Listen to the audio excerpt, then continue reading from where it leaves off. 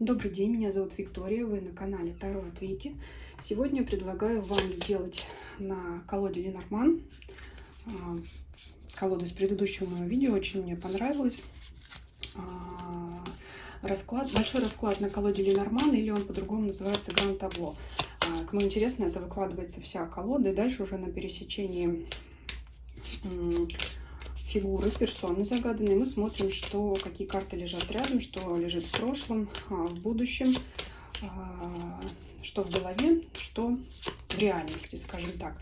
И давайте, расклад будет один, но вариантов будет два. Один будет для женщин, и тогда вы будете здесь в выкладке искать свою карту женщины, а для мужчин, соответственно, будете смотреть по карте мужчины. И мы сейчас тогда посмотрим. В процессе расклада будет понятно. Смотрите весь расклад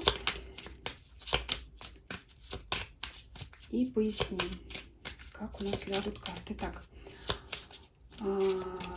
подумайте о себе, да, сейчас гадаем на себя, на то, что нас волнует, на то, что у нас было в прошлом, если это имеет отношение к вашим нынешним мыслям, либо это может повлиять на будущее. Ну и представляйте себе всю свою ситуацию, себя, свои обстоятельства на протяжении всей выкладки. Так, если что-то будет важно, но не видно, буду карты вам подносить.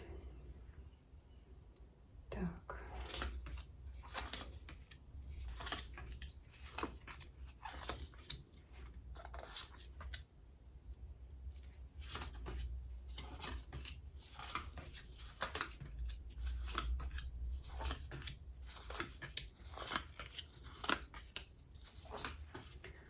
Так, в первом и втором ряду ни карта женщины, ни карта мужчины не выпало. Это говорит о том, что вы, кто смотрите расклад, не витаете в настоящий момент в облаках. Вот в третьем ряду выпала карта женщины.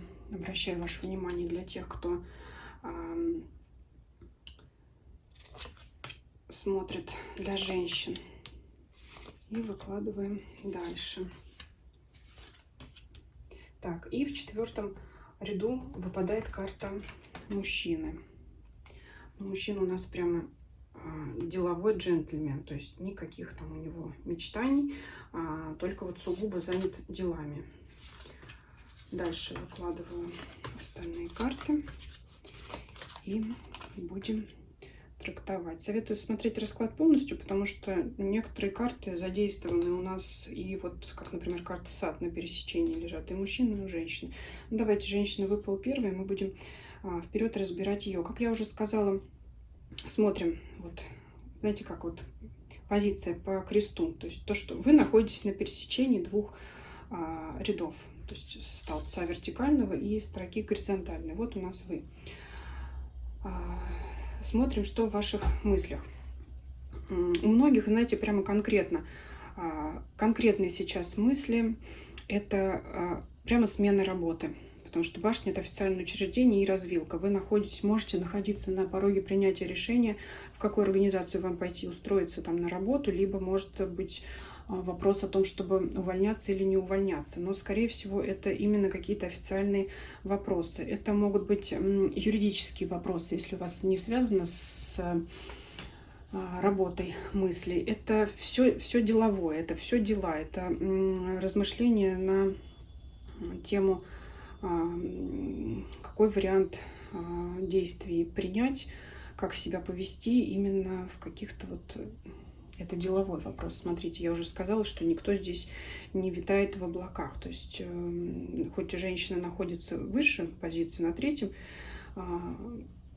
чем мужчина, но, тем не менее, это карта вниз, ближе к земле, поэтому это все, что связано с реальными делами. То есть это не какие-то там мечты. Вот бы мне устроиться работать в ту самую престижную организацию, куда все так стремятся попасть. Нет, это конкретно. Потому что, конечно, у вас и туда есть варианты попасть в эту престижную организацию, куда вы хотели и мечтали, но это не просто мечты, это конкретные действия, цели и задачи. Вот сейчас можете решать вопрос. Кстати, можете решать вопрос с имуществом, с какой-то собственностью. Это могут быть обращения к нотариусам, это могут быть дела в судах, в других казенных учреждениях. То есть это сейчас то, что у вас в голове. Либо это может быть принятие решения о том вообще, чем вам заниматься, какое направление вашей деятельности избрать. Если кто-то вдруг решил кардинально сменить деятельность, могут размышлять об этом. Это могут быть вопросы, как получить какие-то документы, что-то оформление в налоговых инспекциях, например, в каких-то еще там фондах. Ну, я уже сказала, это казенное учреждение. Вопрос, как поступить с вопросами, связанными с делами и официальными учреждениями. Теперь посмотрим, что у вас в прошлом. Якорь, лиса, коса, собака, птицы. Знаете, имеет место предательство по лисе. Причем, ну, естественно, от человека, от которого вы никак не ожидали. По якорю это отношение, это не обязательно с мужчиной, хотя может быть и с мужчиной. Для женщин, кто смотрит, может быть предательство от мужчин, но это, в принципе, может предательство быть от любого человека, не связанного с романтическими отношениями. То есть человек, в котором вы были уверены, поступил вот так вот, совершил такой поступок некрасивый, а может быть даже ужасный, о чем вы долгое время размышляли и думали. Ну, естественно, об этом не думать просто невозможно. У вас, знаете, вот у кого-то вообще могла поколебаться вера в том, чтобы доверять вообще кому бы то ни было. То есть понятно, что всегда нужно будет быть осторожным, аккуратным, но действительно такое какое-то событие, которое вас пошатнуло. Это может быть то же самое, знаете, как подстава на работе от какого-то хитрого коллеги, из-за которого вот вы размышляете о том, что вам, может быть, с этого места и стоит уйти. То есть это абсолютно может быть вот любой человек. То есть главное, сам факт, который имел место в прошлом.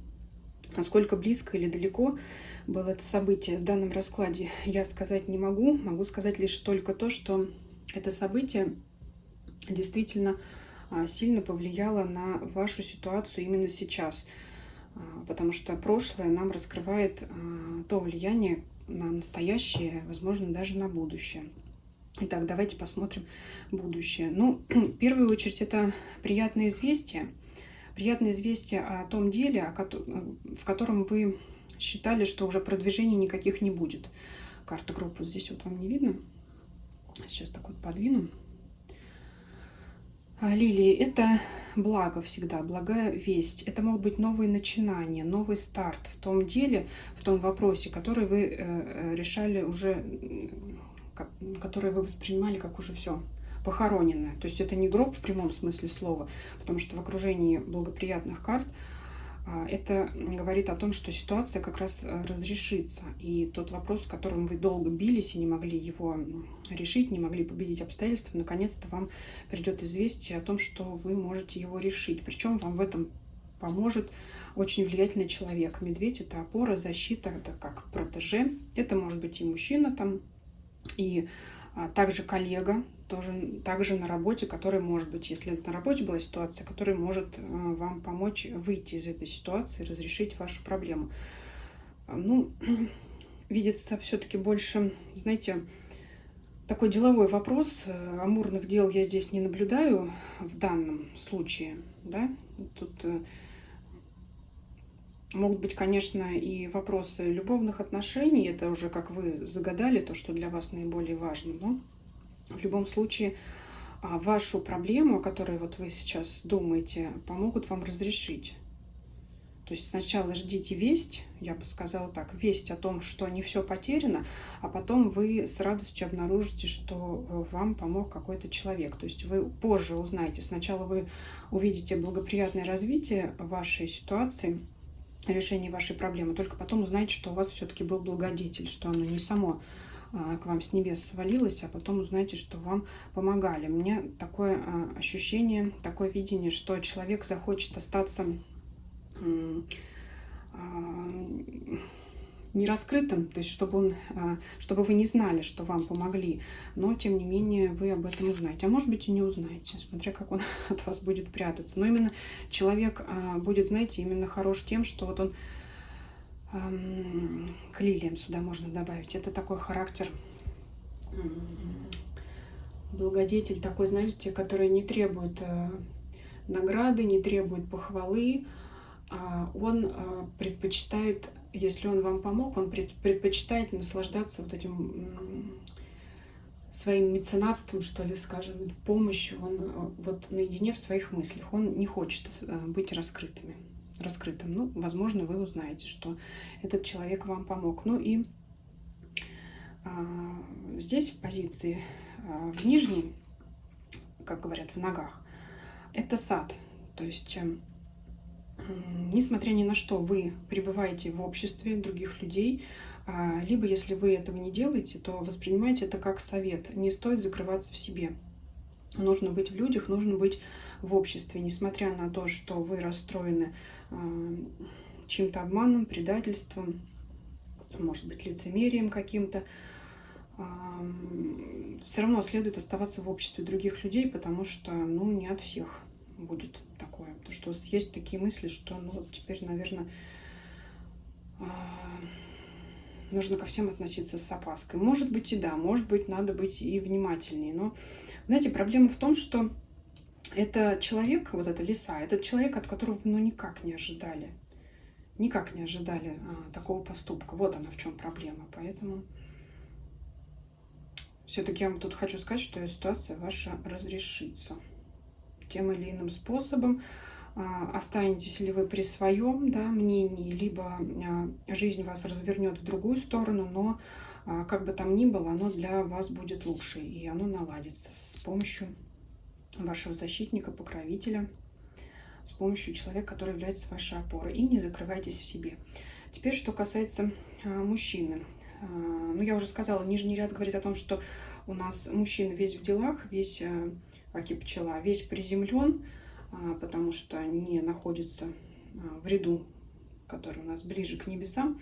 Карты не показывают прошлого, поскольку карта мужчины находится первой в ряду. Это говорит о том, что события прошлого, они незначимы для настоящего и будущего, для вас в данный момент или для вашего вопроса, который вы задавали, для той ситуации, которую вы представляли.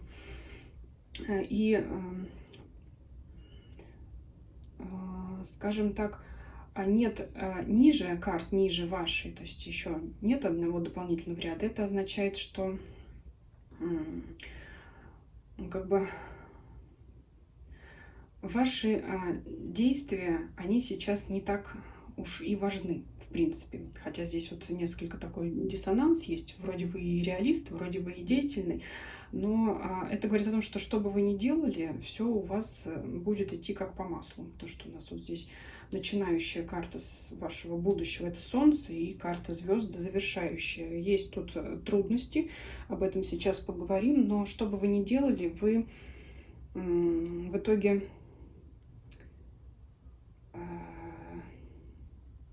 начали с правильных действий, и как окончание вы придете к тому, к чему вы стремились. Давайте вот посмотрим ваши мысли. Якорь, метла, кнут и аист.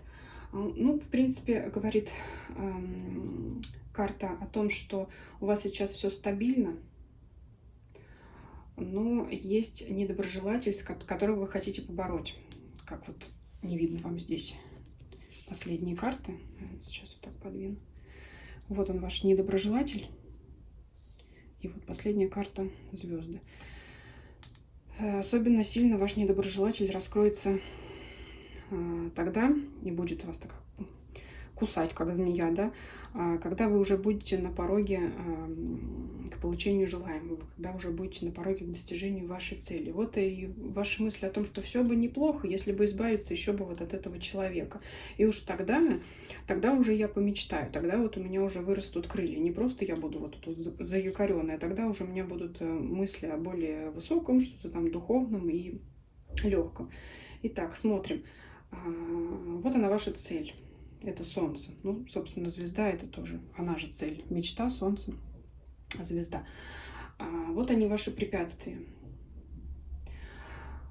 То есть, чтобы достичь вам что-то, соответственно, вам нужно перелезть через эти горы, перебраться через них. Не так-то будет просто. И вообще, вы на какой-то момент, посчитайте, что это дело гиблое, крест у нас здесь выпадает, что это дело гиблое и никакого разрешения оно иметь не будет. То есть лбом упретесь в такую стену, в такую гору, что решите либо бросить это все, либо остановиться. Но карта ключ показывает о том, что ситуация это разрешима. На какой-то момент, то есть вы не будете видеть выхода из ситуации, не будете видеть выхода из того, как все преодолеть. Карта ключ говорит о том, что ключик-то вы подберете к этой каменной двери, и ключ подберете через ваше окружение. Карта сад, я уже говорила, вот тут позиция женщины. Ключ подберете через ваше окружение. Это могут быть друзья, знакомые, коллеги, близкие и дальние. То есть карта, опять же, советует общаться с людьми.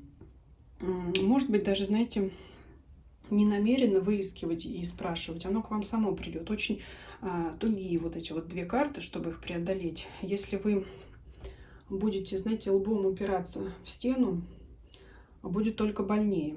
Поэтому, может быть, на какой-то момент, вот здесь вот после карты крест, когда вы поймете, что столкнулись с обстоятельствами непреодолимой силы, может быть, следует и отступить, и немножко выждать, подождать, потому что решение проблемы, оно придет к вам само позже. Вот он, всадник, то есть кто-то вам или наведет вас на мысль, или предложит свою помощь, ну, либо что-то вам посоветует, даст какую-то информацию. Всадник — это человек, который нам приносит известие, это какой-то гость, это тот, кто к вам придет сам к вам принесет информацию или вариант разрешения проблемы. И вот тут, когда уже к вам придет помощь, вот тут вот он вылезет, ваш завистник.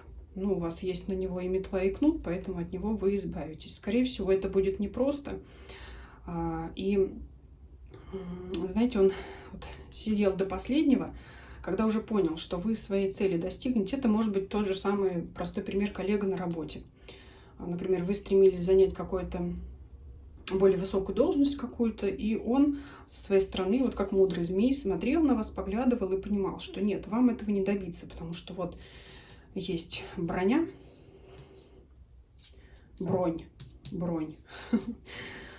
через которую вам не пробиться. И уж он никак не ожидал, что к вам кто-то придет на помощь. Или вы как-то сами догадаетесь, и вы сами выкарабкаетесь из этой ситуации. Вот. Ну, поэтому здесь вот он, скажем так, ночь темна перед рассветом. Вот.